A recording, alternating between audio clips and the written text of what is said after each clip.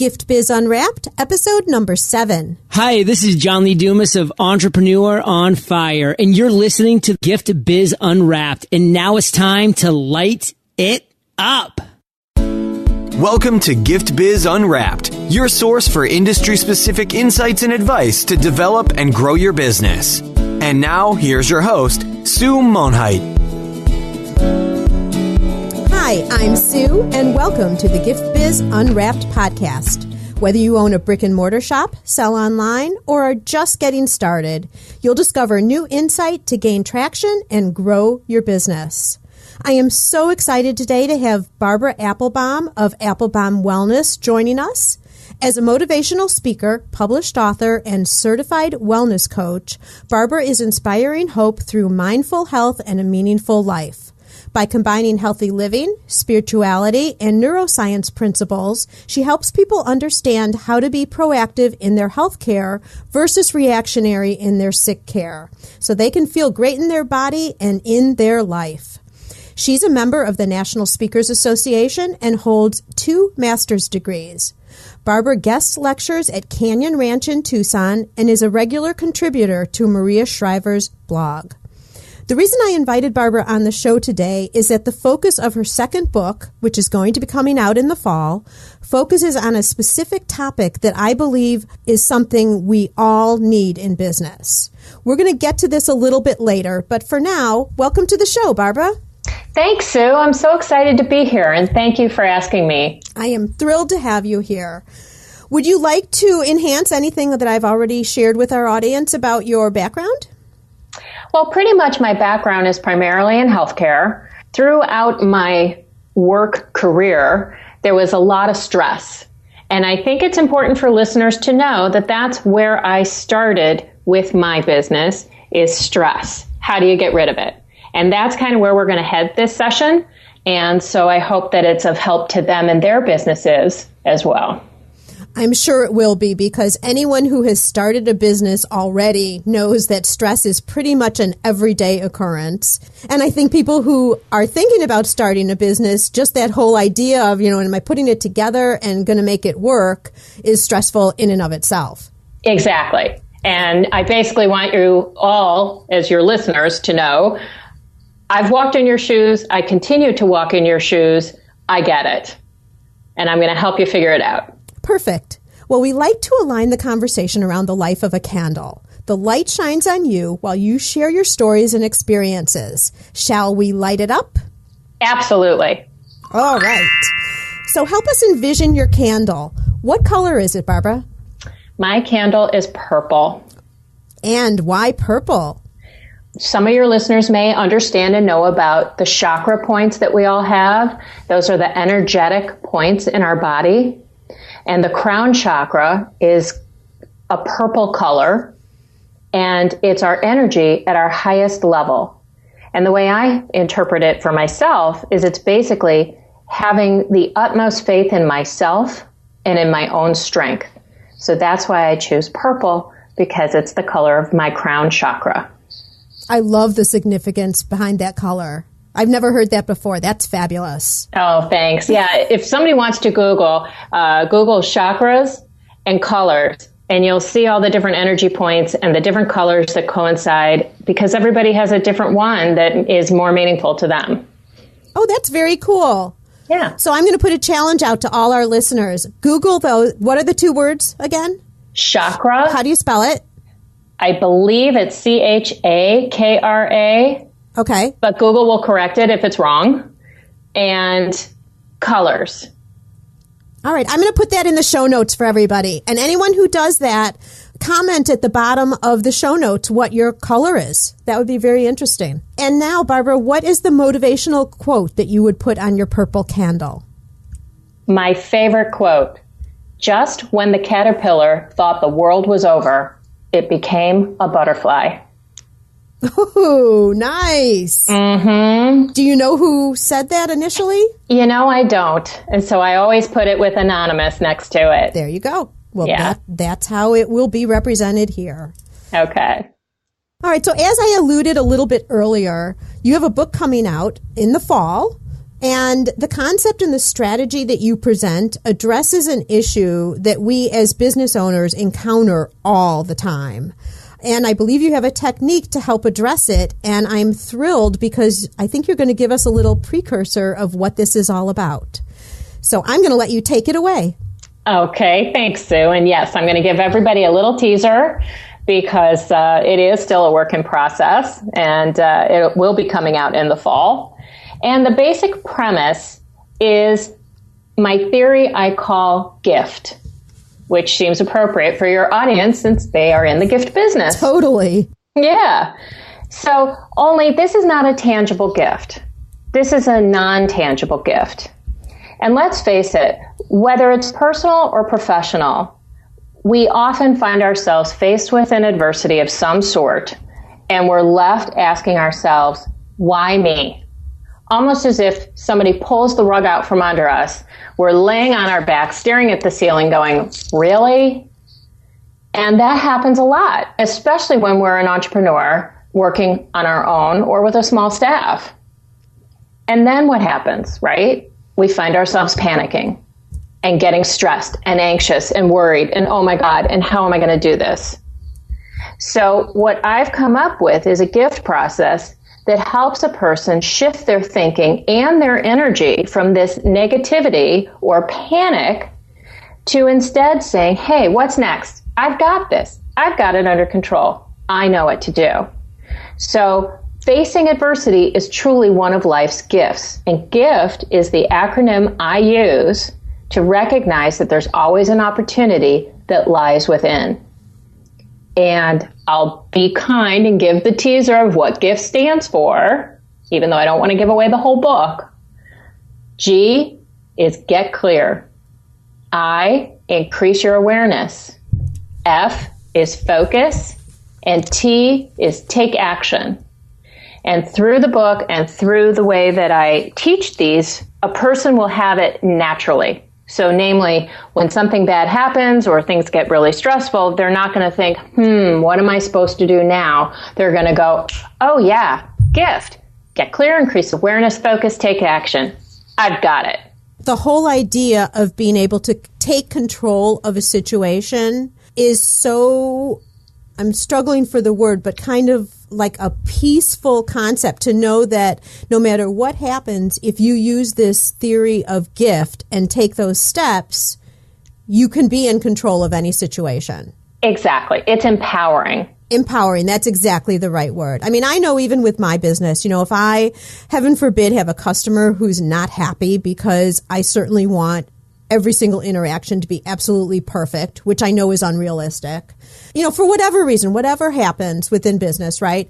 I feel that panic starting to build up. And when that happens, I won't say I'm totally out of control, but it's certainly not a comfortable feeling. And I don't have any method currently to kind of rein myself in.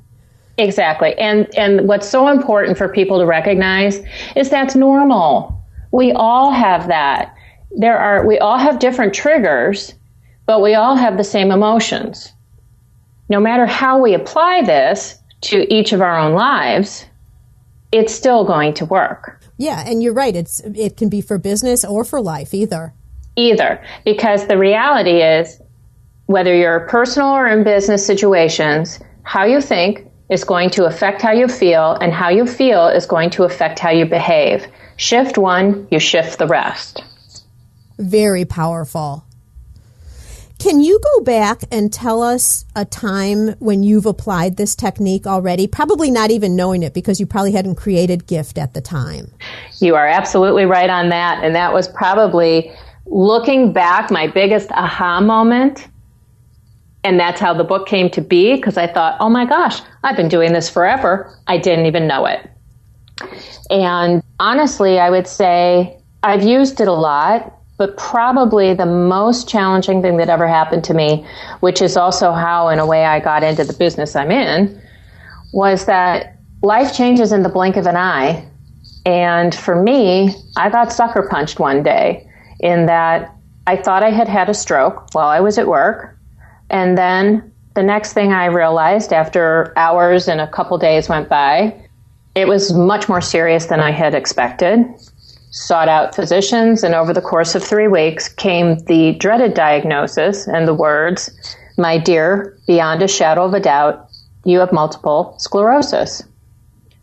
And I mean, I couldn't breathe.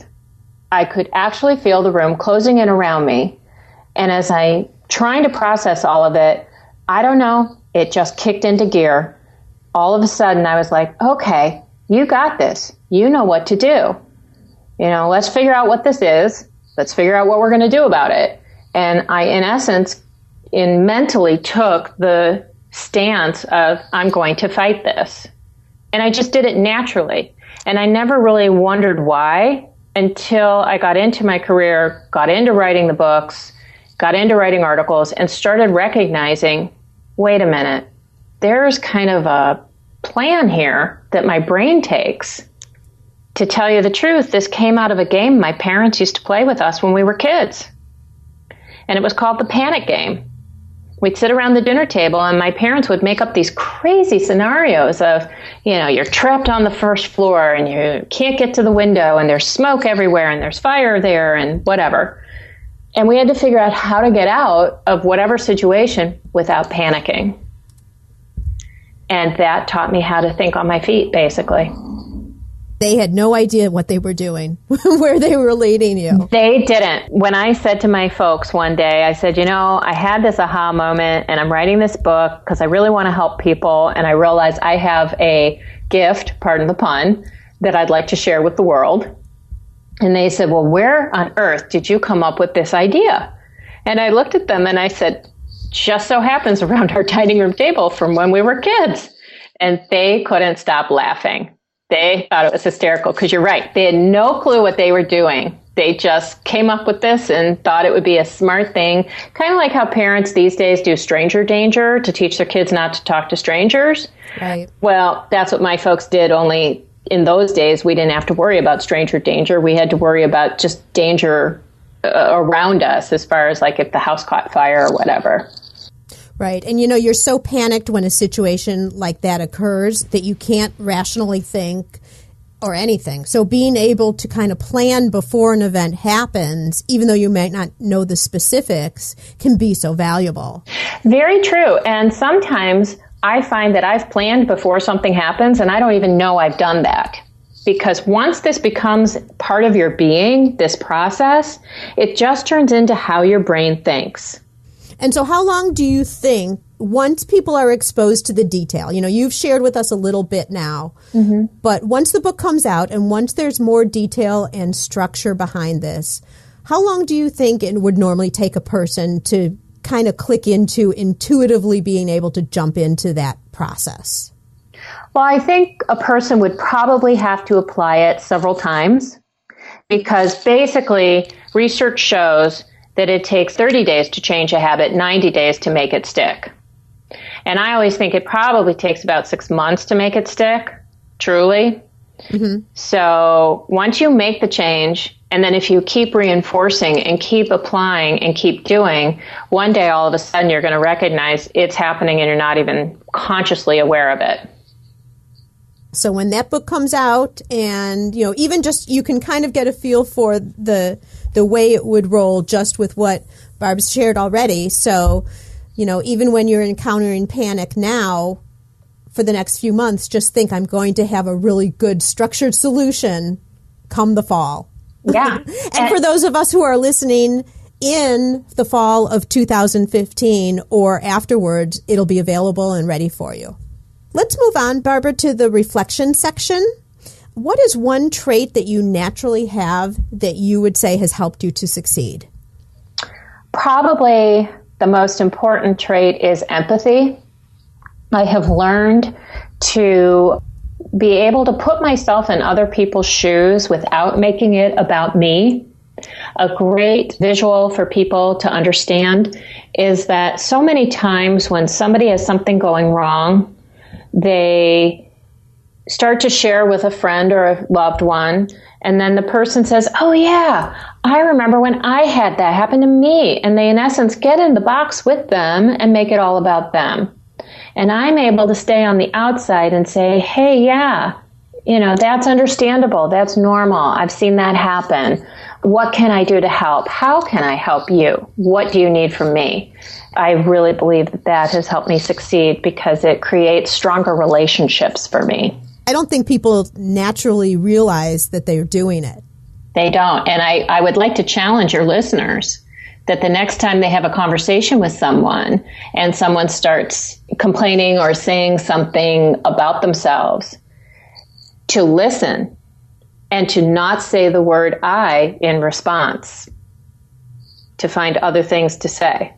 This is really good in terms of our interaction with our customers as well. Absolutely, because your customer, 9 out of 10, the buying part or the actual work part is very small.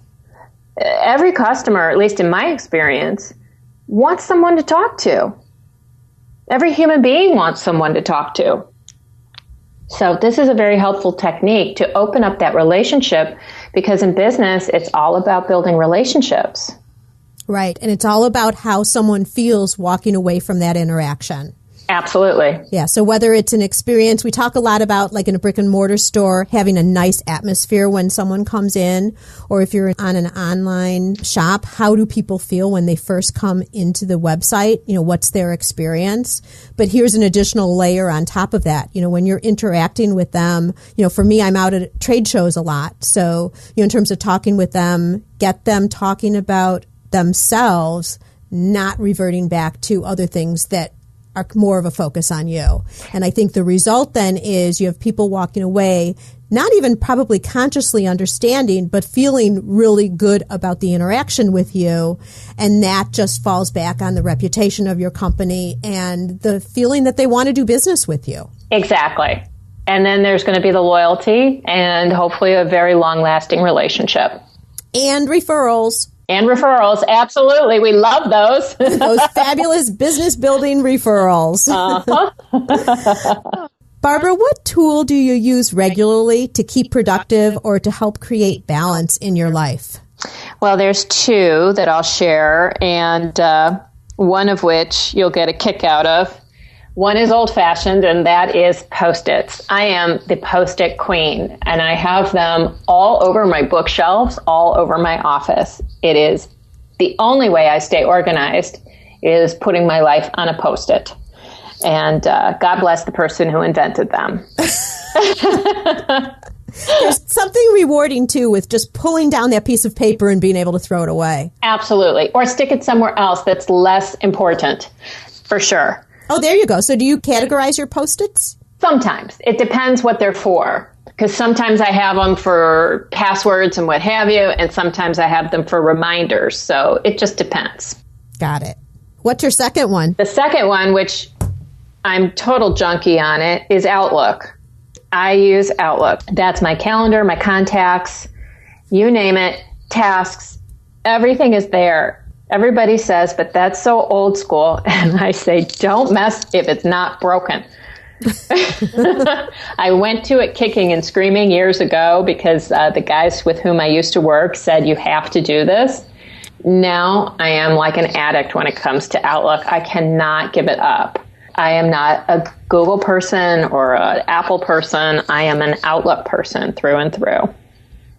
Well, and that bodes to the fact that, if it is working, you don't always have to go after the next newest, biggest, best thing. Absolutely not. Because at least for me, because I'm not exactly tech savvy, it takes too much time. Mm-hmm. And the learning curve, I just don't want to have to mess with it unless it's something that's really going to have a positive impact on what I do. Right. If it's going to provide something new that you need to enhance your situation, that's a different story. Absolutely. But otherwise, it's not. No one said that one yet. I like that. I like being unique. So the next question asks about what book you've read lately that you think our listeners will find value in. Mm-hmm. But before we get to that book, I want you to talk a little bit about the first book that you put out. My first book is entitled Live in Wellness Now. I wrote it when I first got sick because I was keeping all my records in a spiral notebook and scribbling here and there. And it was this just black spiral notebook. I wanted something pretty. I'm a girl, right? We like things pretty. It makes us smile. It kind of actually helps to kind of relieve the stress too. So I started looking and I found blank journals, lined journals, pretty sayings, but nothing that really filled the bill for what I needed. And what I needed was a journal that would have space for medical, nutrition, fitness, and spirituality all in one place. So I wrote it. I put one together myself and had it published. So I basically hold the reader's hand through how to fill it out, but then they are left to their own to share and keep track of their own journey.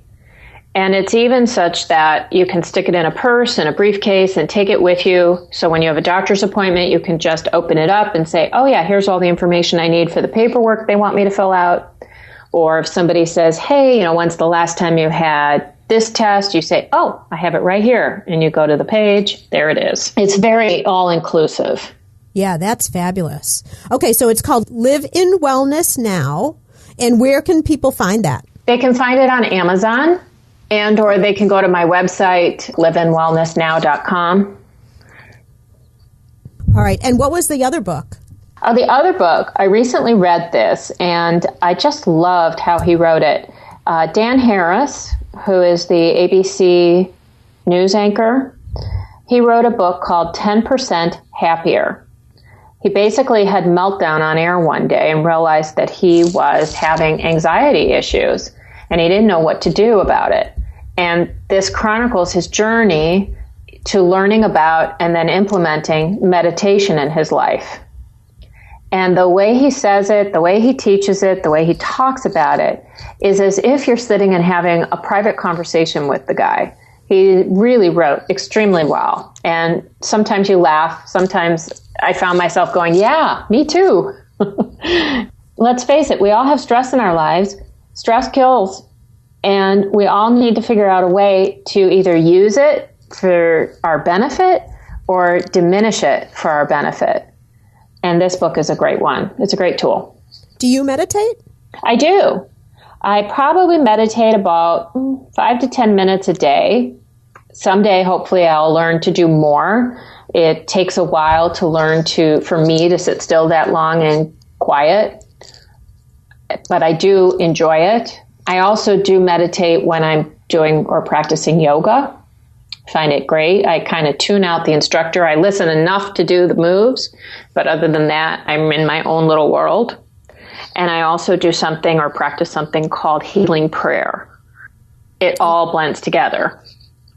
Sounds very interesting. Meditation is something that I'm really trying to tackle myself, but I can't find time to do it, which is not the right answer. It's not, because that's why we need it in our lives. I know that. I'm going to get there at one point. To be quite truthful, I started with just like a minute a day.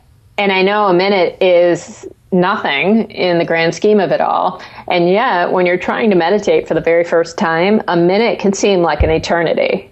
So true. That's exactly where I'm at. I've been there, done that. Well, Gift Biz listeners, just as you're listening to the podcast today, you can also listen to audiobooks similar to the ones that Barbara Appelbaum has just been talking about.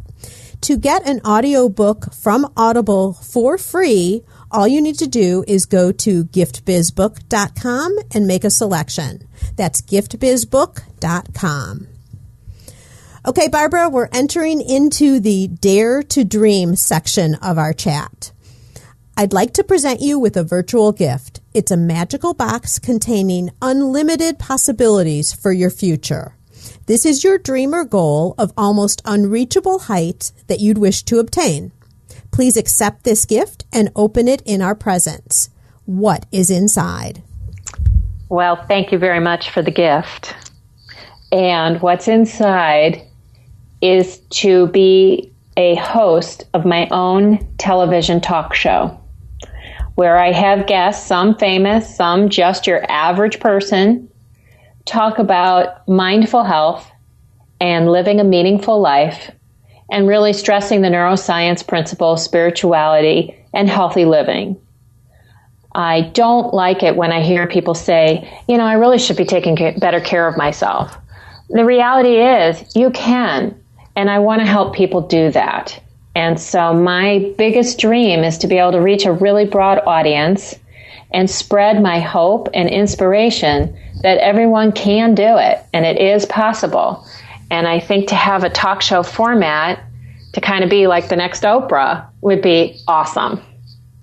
That is a spectacular vision. And I've seen you speak before, so you certainly have it in you, girlfriend. Thank you. I appreciate that. Someday, fingers crossed.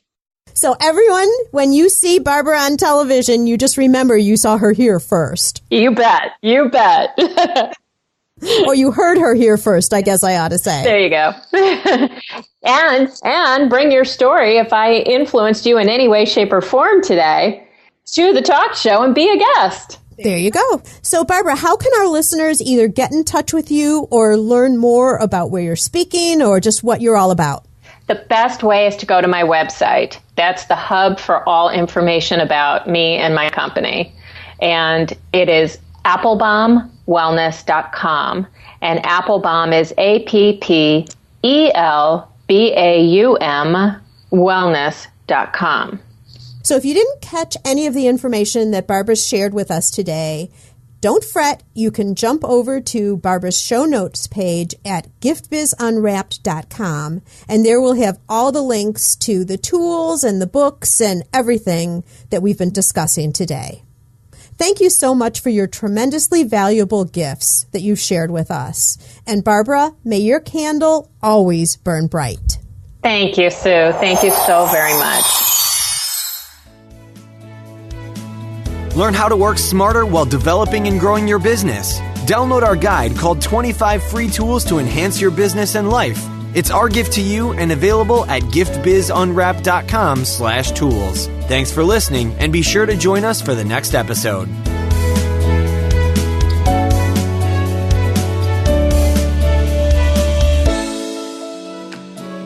Today's show is sponsored by the Ribbon Print Company. Looking for a new income source for your gift business? Customization is more popular now than ever. Brand your products with your logo, or print a Happy Birthday Jessica ribbon to add to a gift right at checkout. It's all done right in your shop or craft studio in seconds. Check out theribbonprintcompany.com for more information.